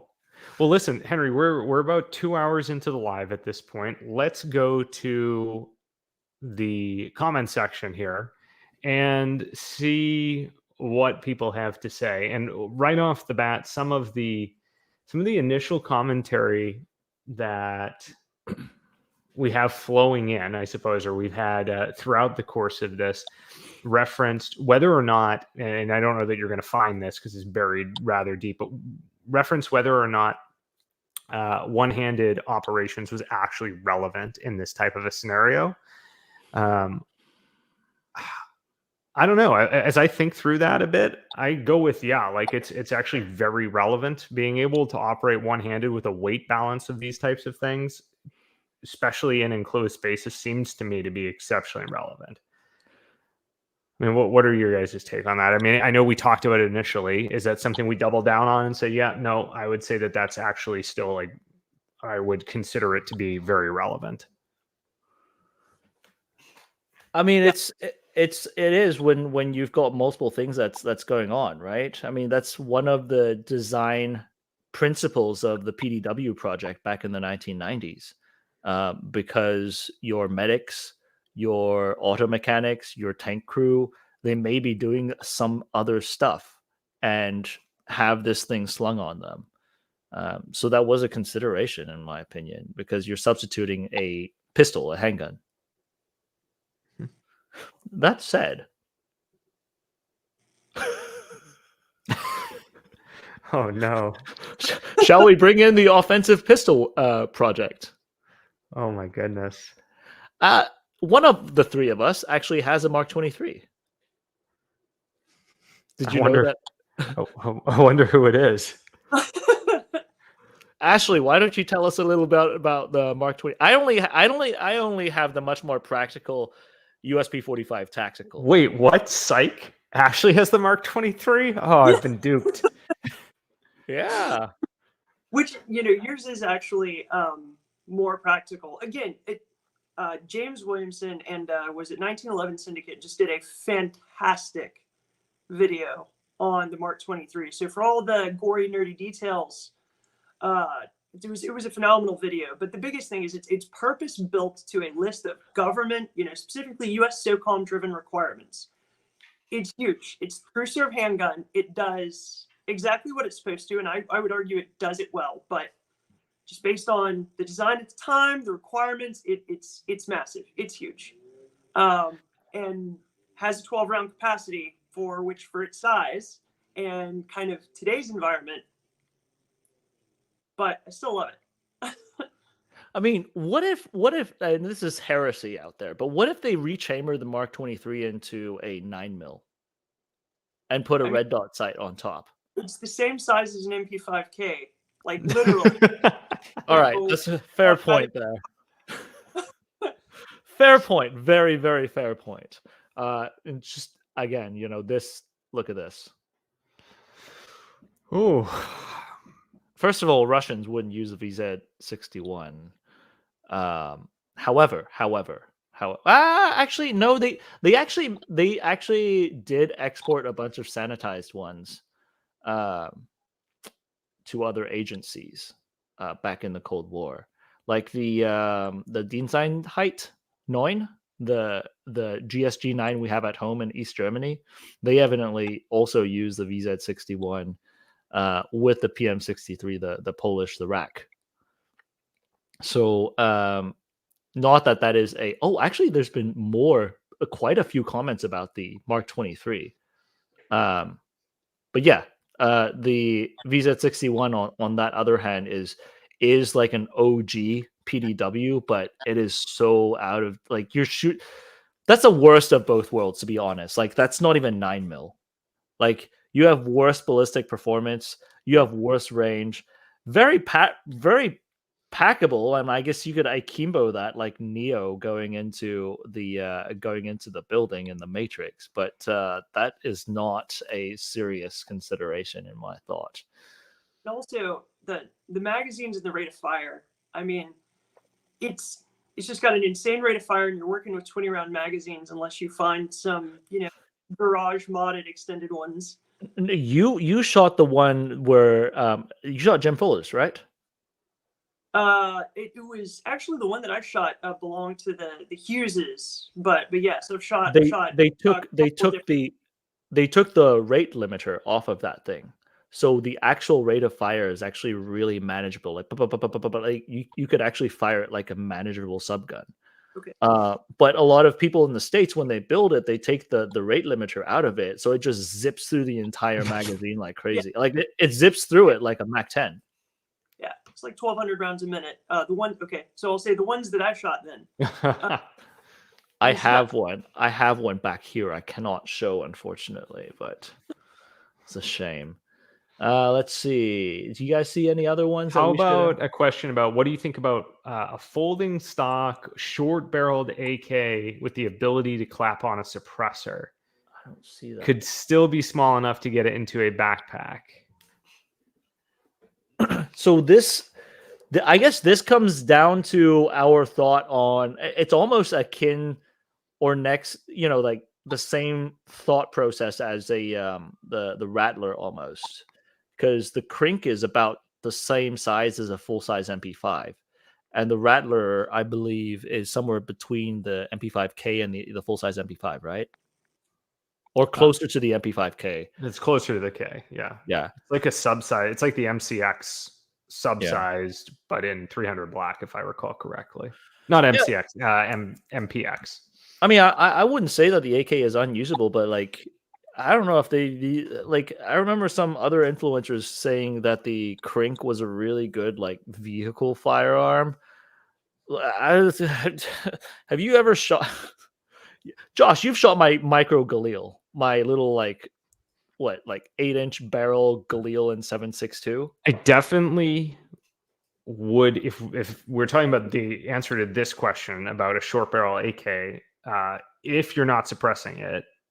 Huge pain, massive maximum pain. Your Galil, the first shot I took out of it, and this was like in an outdoor environment, not even undercover, just like in an open bay, and it rattled my teeth. Like my teeth were like buzzing from the concussion, just because it was like it's an 8-inch barreled Galil with full Haas 7.6239 going off, and that was absolutely vicious. The muzzle flash, it has a flash hider, Josh. Even with a can on it, and even with a can on it, I still get flash out the end. Mm-hmm. Yeah. That's something that your full size. That's something that your full house cartridges, whenever you shrink it down by cutting the barrel, unless you turn it into a bullpup form. Yeah, you have so much unburnt powder in those systems that it's just. Yeah, so I mean, imagine like you take contact in the tunnels, right?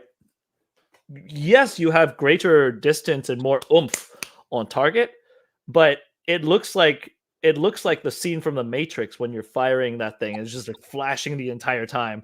Dust is like all over the place. You're pretty much kind of browning yourself out in that little tunnel. Like that's a rough spot to be in when you're doling contact like that. But maybe I just need to use my wimpy little PDWs. I chose a P90. Yeah, I mean, I see some comments asking then about how that compares to 300 black and why that may or may not be different. The ability to run suppressed through the same system with a subsonic load in 300 black, because your Galil, we also shot subs, and shooting subs from that thing was ridiculous. That was like cheating, right? Like, I know you have that footage somewhere. Someday we will show people.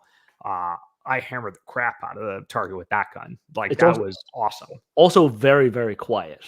But once you drop full house cartridges in there, it is absolutely insane, those things. But I guess that comes to the point where you ask yourself, like, if you take a little small tiny little subgun or subcompact size full house rifle, like a small Galil, into the tunnel, and you have to load it with subs or nerf the velocity, at which point are you just asking yourself, like, why am I doing this? Why am I not just taking the MP5K if you want like 100 plus grains to drop on the target? I would say the one advantage would be, and this would, I'm not even going to say it because it's not necessarily practical. Say it, tell it. saying that you could, switch between ammunition, but trying to manage subsonic magazines and supersonic magazines, like, just not gonna happen. You're gonna go fishing for a mag. You're gonna take whatever you got. You're gonna ram it into the weapon and drive on. Like, deliberately transitioning from 1 to the 2 would have to be during like a complete reset, which, again, speed, you're not going to do that. So Yeah, I wouldn't. I mean, like, it's certainly a feature of the cartridge for 300 blackout specifically. If you're switching between subs and supers, right?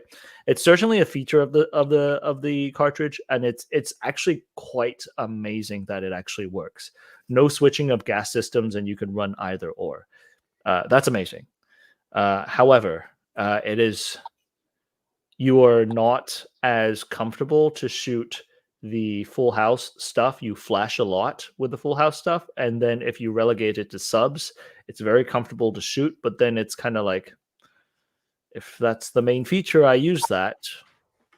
There's the MP5 suppressed as well. So Right. let's see.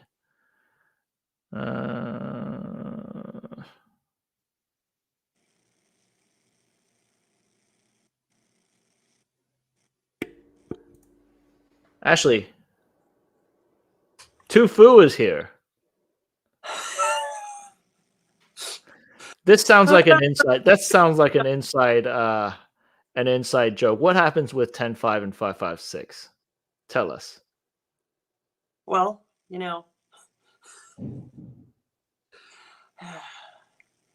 Is he calling you out on something? Ballistics, after you get longer than 10.5, that's where the magic starts to happen. Yes. That was from the very, very old days.